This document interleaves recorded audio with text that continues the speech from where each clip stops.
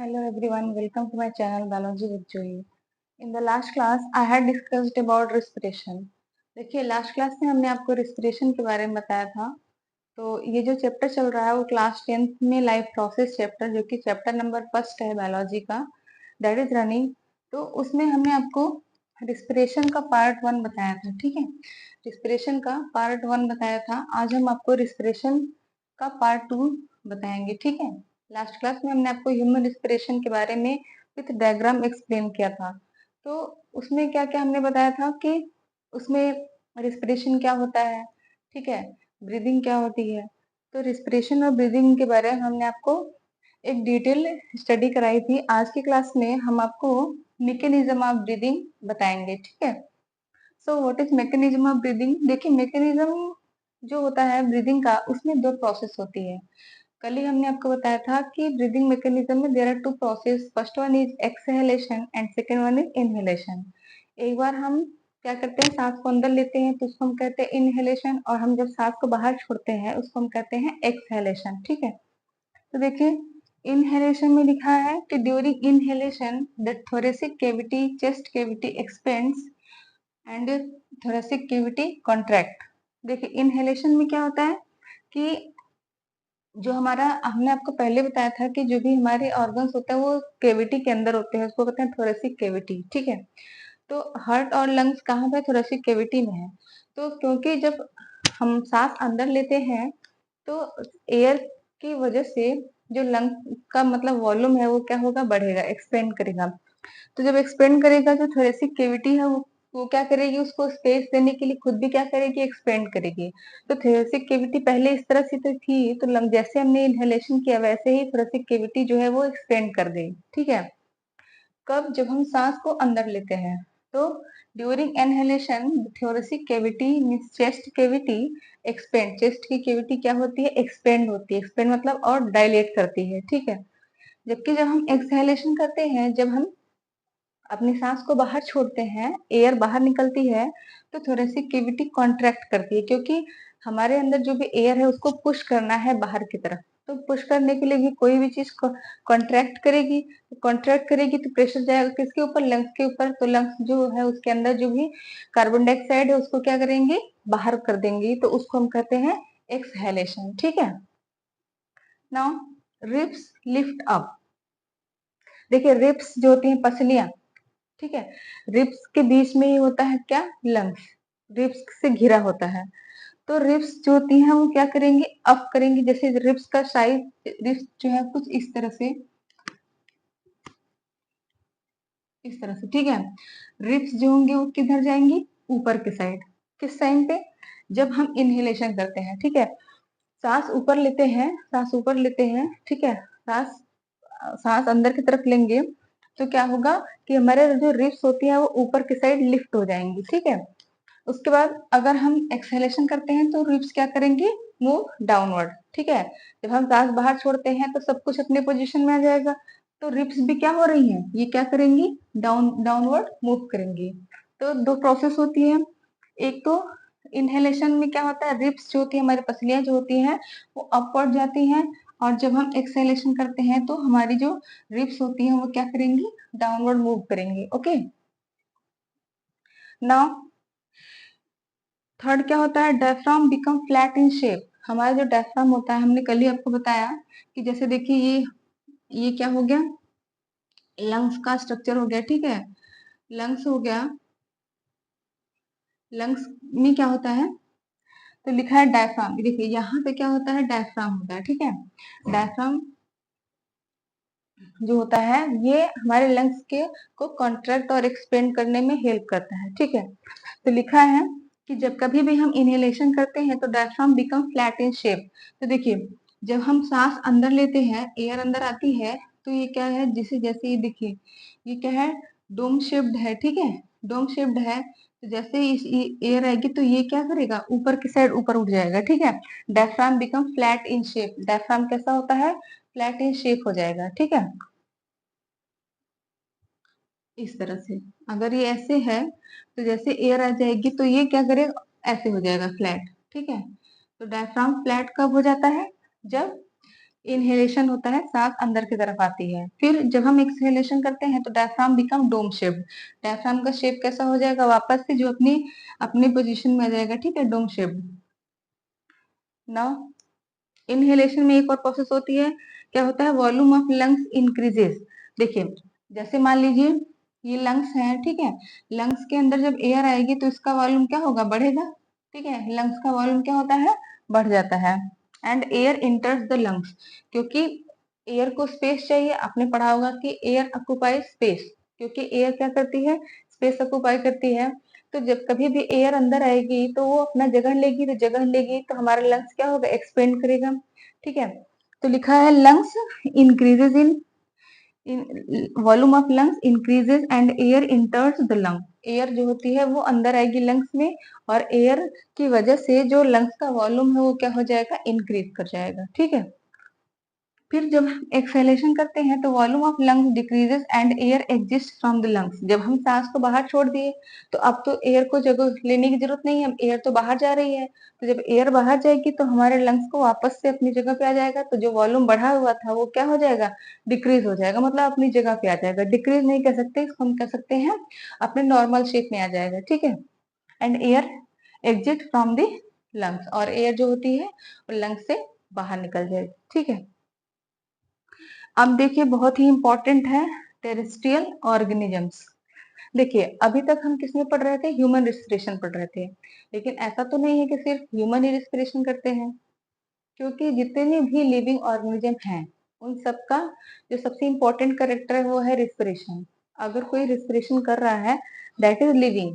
अगर life process का जितना भी हमने रूल बताया था, लाइफ प्रोसेस में क्या क्या होता है, उसमें एक मैंने ये भी बताया था कि रिस्पिरेशन, ठीक है, रिप्रोडक्शन हो गया, रिस्पिरेशन हो गया, मेटाबॉलिज्म हो गया, तो उसमें सबसे इंपॉर्टेंट जो था वो भी ये वो क्या था, रिस्पिरेशन। तो जितने भी लिविंग ऑर्गेनिज्म होते हैं वो क्या करते हैं, रिस्पिरेशन करते हैं। ह्यूमन हो गया, ठीक है, लोअर ऑर्गेनिजम्स हो गए, हायर ऑर्गेनिजम्स हो गए, ठीक है, एक्वेटिक हो चाहे फिर वो टेरेस्ट्रियल हो, चाहे वो एयर में रहने वाले कोई भी ऑर्गेनिज्म होते हैं, सब के सब रिस्पिरेशन करते हैं, ठीक है। बट मोड ऑफ रिस्पिरेशन क्या है, डिफरेंट डिफरेंट है, मतलब तरीका, ऑर्गन्स भी अलग अलग है। जैसे ह्यूमन में क्या है, लंग्स, हम लोग में रिस्पिरेशन कैसे होता है, लंग्स से होता है। जबकि अगर हम बात करें, जैसे आपका कॉकरोच हो गया, तो कॉकरोच के पास क्या होता है, ट्रैकिया होते हैं। ट्रैकिया हम लोग में भी होती है, लेकिन उन लोग की ट्रैकिया जो होती है वो रिस्पिरेशन के लिए होती है। हम लोग का जो लंग्स होता है वो रिस्पिरेशन करता है। ट्रैकिया जो होता है वो अटैच होता है लंग्स से, और ट्रैकिया एयर को एक पैसेज प्रोवाइड करता है in the human. But in the cockroach और अदर इंसेक्ट, जो भी दूसरे इंसेक्ट्स होते हैं, ठीक है, वो उन सब में जितने भी इंसेक्ट्स होते हैं मोस्टली उनमें क्या होता है, ट्रैकिया होता है फॉर द रिस्पिरेशन, ठीक है। उसके बाद जो एक्वेटिक एनिमल्स होते हैं, आपने देखा होगा जो पानी में रहते हैं उनके पास तो लंग्स होगा नहीं, ठीक है, उनके पास लंग्स नहीं होगा तो उनमें किस तरह से रिस्पिरेशन होगा, उनमें रिस्पिरेशन कैसे होता है, बाय दी गिल्स, ठीक है। उनके पास पतली पतली गिल्स होती हैं जिससे वो क्या करते हैं, रिस्पिरेशन करते हैं, ठीक है। तो जैसे आपकी फिशेस हो गई, क्रैब्स हो गए, लोबस्टर्स हो गए, ये सब कैसे रिस्पिरेशन करते हैं, बाय दी गिल्स, ठीक है। वैसे ही अगर हम बात करें, जैसे आपका फेरेटिम अर्थवर्म जो हो गया, ठीक है, अर्थवर्म क्या करता है, उसके पास मॉइस्ट स्किन, उसकी क्योंकि उसकी उसमें किस तरह का रिस्पिरेशन होता है, क्यूटेनियस रिस्पिरेशन, ठीक है, क्यूटेनियस रिस्पिरेशन। क्योंकि इसकी जो अर्थवर्म की जो आउटर स्किन होती है वो मॉइस्ट होती है, ठीक है। ऐसे ही फ्रॉग, ठीक है, फ्रॉग में भी क्या होता है, लंग्स भी होते हैं जब ये लैंड पे रहता है, ठीक है। और ऐसे कैसे होता है, इसमें क्या क्या प्रेजेंट होता है, जब ये देखिए, जब ये टेडपोल स्टेज में रहेगा, टेडपोल स्टेज जो कि लार्वल स्टेज है किसकी, फ्रॉग की, तो टेडपोल स्टेज में चूंकि ये हमेशा पानी में रहता है तो उस टाइम पे ये कैसे रिस्पिरेशन करेगा, बाय द गिल्स। लेकिन जैसे ही ये टेडपोल एडल्ट फ्रॉग में कन्वर्ट होता है, वैसे ही इसमें क्या कि दो तरह से रिस्पिरेशन होगा, एक तो मॉइस्ट स्किन से, और इसमें क्या होते हैं, लंग्स भी होते हैं, ठीक है। फिर तो आपका अर्थवन कैसे करता है, क्यूटेनियस रिस्पिरेशन, मतलब जितने भी ऑर्गेनिज्म स्किन से भी करते हैं उसको कहते हैं क्यूटेनियस रिस्पिरेशन, मतलब by the moist skin, okay. तो उनके स्किन पे चिपचिपा होता है, उनका स्किन कैसा होगा, हमेशा चिपचिपा होगा, ठीक है। देखिए, तो लिखा है terrestrial organisms use atmospheric oxygen for the respiration. Terrestrial organism including human जितने भी होते हैं, ठीक है, जो लैंड पर रहते हैं, उनमें क्या होता है, क्योंकि हमारे एटमॉस्फेयर में 21% क्या है, ऑक्सीजन है, तो उस ऑक्सीजन का हम यूज करते हैं फॉर द रिस्पिरेशन। हम कार्बन डाइऑक्साइड भी रिलीज करते हैं, all the animals release carbon dioxide. तो 0.03% क्या होता है, कार्बन डाइऑक्साइड कहाँ प्रेजेंट होता है, एयर में। तो हम जो एयर बाहर निकालते हैं, दैट इज वो पूरा मिला के एटमॉस्फेयर में कितना है, 0.03%, ठीक है। क्या प्रेजेंट है आपका, CO2, जबकि 21% क्या प्रेजेंट है आपका, O2, ठीक है, और 78% क्या प्रेजेंट है, नाइट्रोजन, ठीक है। तो अलग अलग परसेंटेज होते हैं, 1% जो होती है वो अदर गैसेस होती है, ठीक है, कहाँ पे, हमारे एटमॉस्फेयर में। तो जितने भी टेरेस्ट्रियल ऑर्गेनिजम्स होते हैं, वो क्या करते हैं कि जो हमारे एटमॉस्फेयर में ऑक्सीजन प्रेजेंट है, उसको वो यूज करते हैं फॉर द रेस्पिरेशन। फिर उसके बाद जो एक्वेटिक होते हैं, जो पानी में रहते हैं, तो एक्वेटिक ऑर्गेनिज्म क्या करते हैं, use oxygen dissolve in water. देखिए, ऐसा नहीं है कि पानी के अंदर ऑक्सीजन नहीं है, ठीक है, लेकिन हम जब कभी भी जाते हैं वाटर में, जब कभी भी गोताखोर को भेजा जाता है, तो उस टाइम पे क्या करते हैं कि वो मास्क लगा के जाते हैं, क्योंकि ऑक्सीजन का लेवल जो है वो जितना हमको चाहिए वो लेवल नहीं होता, इसकी वजह से हमें क्या होता है, मास्क लगा के जाना पड़ता है। और हमारे पास लंग्स हैं, we can't breathe in water. हम लंग्स, हमारे पास क्योंकि लंग्स होते हैं, इसलिए हम वाटर में क्या नहीं कर सकते हैं, हम सांस नहीं ले सकते हैं। जितने भी एक्वेटिक एनिमल्स होते हैं, उनके पास गिल्स होते हैं, so they can respire in the water. तो वाटर में डिजोल्व फॉर्म में, घुली हुई फॉर्म में क्या प्रेजेंट होती है, ऑक्सीजन, और उस ऑक्सीजन का यूज वो क्या करते हैं, फॉर द रिस्पिरेशन। तो aquatic organisms use oxygen dissolve in water, वो क्या करते हैं, वाटर में जो डिजोल्व ऑक्सीजन होता है उसको फॉर द रिस्पिरेशन यूज करते हैं। जैसे आपका फिशेस हो गया, क्रैब्स हो गए, लॉबस्टर्स हो गए, ठीक है, शार्क हो गया, ऑक्टोपस हो गया, ये सब। फिर रिस्पिरेशन इन प्लांट्स। तो रिस्पिरेशन इन प्लांट्स में सबसे पहले देखिए, प्लांट्स में 3 तरह से रिस्पिरेशन होता है, ठीक है, गैसेस एक्सचेंज भी कह सकते हैं। जो सबसे ज्यादा अमाउंट में होता है वो किससे होता है, आपके स्टोमेटा से, ठीक है। 90% कह सकते हैं कि रिस्पिरेशन किससे होता है, आई थिंक 55% आपके उसमें मेंशन है। देखिए, स्टोमेटा में ज्यादा से ज्यादा आप कह सकते हैं कि रिस्पिरेशन स्टोमेटा से ही होता है, कहाँ, प्लांट्स में। उसके बाद देखिए, लीव्स में कहाँ किससे होता है, स्टोमेटा, स्टोमेटा से। बाकी जो स्टेम होती है उस पे छोटे छोटे पोर्स प्रेजेंट होते हैं, इसको कहते हैं लेंटिसिल्स। तो लेंटिसिल्स से रिस्पिरेशन कहाँ पे होता है, स्टेम में। जबकि जो लीव्स होती हैं, लीव्स पर क्या होते हैं, छोटे छोटे पोर्स प्रेजेंट होते हैं, इसको कहते हैं stomata. Stomata is a small opening. तो छोटे छोटे पोर्स जो होते हैं उसको स्टोमेटा कहेंगे, और stomata he it is responsible for the transpiration also and for the gases exchange. Transpiration क्या होता है, हमने आपको पहले ही बताया था। देखिए, ट्रांसपिरेशन में क्या होता है, it is a loss of water in the form of water vapour from the surface of leaf. Leaf से जो होता है, जब लॉस ऑफ वाटर होता है in the form of water vapour, को कहते हैं ट्रांसपिरेशन। और ट्रांसपिरेशन किससे होता है, बाय द स्टोमेटा। तो स्टोमेटा जब ओपन होती है तब ट्रांसपिरेशन होता है, और जब स्टोमेटा बंद होती है तो ट्रांसपिरेशन नहीं होता है, ठीक है। देखिए, तो स्टोमेटा जैसे हमने बताया था कि गार्ड की तरह से गार्ड सेल्स होती है, स्टोमेटा में कैसी होती है, गार्ड सेल्स होती है, ठीक है, जो कि बीन शेप्ड की होती है, ठीक है। बीन शेप्ड के स्ट्रक्चर होते हैं, इसको कहते हैं स्टोमेटा। हमने आपको विथ स्ट्रक्चर बताया था। तो ये क्या होती है, जब स्टोमेटा ओपन होती है, ठीक है, तब क्या होगा, उस टाइम पे एक गैसेस एक्सचेंज होगा, और उस टाइम ट्रांसपिरेशन भी होगा, ठीक है। स्टोमेटा बंद हो जाती है तो वहां पे ट्रांसपिरेशन नहीं होगा, ठीक। फिर उसके बाद लेंटिसिल्स इन स्टेम, हमने बताया था कि जो स्टेम होती है वो किसके थ्रू रिस्पिरेशन करती है, एक्सचेंज करती है, ये करती है स्टेम में होता है बाय द लेंटिसिल्स, ठीक है। फिर जो रूट्स होते हैं, इनमें भी रिस्पिरेशन होता है। ऐसा नहीं है कि रूट में रिस्पिरेशन नहीं, रूट में गैसेस एक्सचेंज नहीं होगा, क्योंकि रूट्स जो होती है सॉइल के इन बिटवीन रहती हैं। तो उनमें भी क्या होता है, रूट को भी अलाइव करने के लिए क्या चाहिए, ऑक्सीजन चाहिए। तो उनमें जो होता है, सॉइल के बीच बीच में जो एयर होती है, ठीक है, उस एयर को क्या करते हैं, लेते हैं बाय दी जनरल सरफेस। मतलब रूट की जो सरफेस होती है, ठीक है, रूट की सरफेस जो होती है एक किसके कांटेक्ट में होती है, सॉइल पार्टिकल्स के बीच में। तो इसमें जो एयर अंदर जाती है, इस एयर को ही हम क्या करते हैं, सरफेस से भी होता है और इनसे भी होता है, ठीक है।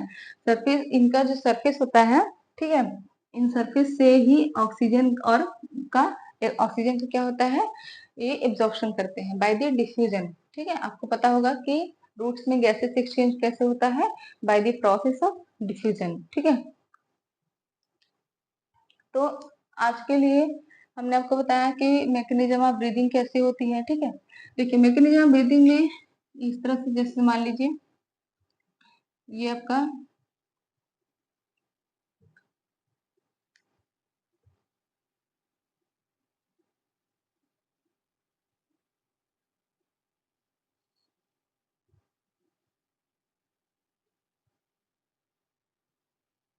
जैसे मान लीजिए, ये देखिए यहाँ पे क्या है, डायफ्राम है। ठीक है, ये क्या करती है, जब एयर अंदर आती है तो इसका वॉल्यूम बढ़ेगा तो डायफ्राम कैसा हो जाएगा, फ्लैट हो जाएगा। ठीक है, एयर अंदर आएगी तो डायफ्राम का जो शेप होगा वो फ्लैट हो जाएगा। फिर जब एयर बाहर की तरफ जाती है तो ये वापस से किस शेप का हो जाएगा, डोम शेप। ठीक है, तो इसको कहते हैं मैकेनिज्म ऑफ ब्रीदिंग। तो मैकेनिज्म ऑफ ब्रीदिंग में दो प्रोसेस हो गए, एक हो गया इनहेलेशन, दूसरा आपका क्या हो गया, एक्सहेलेशन। ठीक, तो ये कुछ कंडीशंस होती हैं जो कि इनहेलेशन में और एक्सहेलेशन के टाइम पे होती है। उसके बाद हमने आपको बताया कि टेरेस्ट्रियल ऑर्गेनिज्म में किस तरह से होता है। तो आप याद रखिएगा कि जो इंसेक्ट्स होते हैं, इंसेक्ट्स में कैसे होता है, बाय दी ट्रैकिया। ठीक है, उसके बाद एक्वेटिक में कैसे होता है, बाय दी गिल्स। ठीक है, टेरेस्ट्रियल में,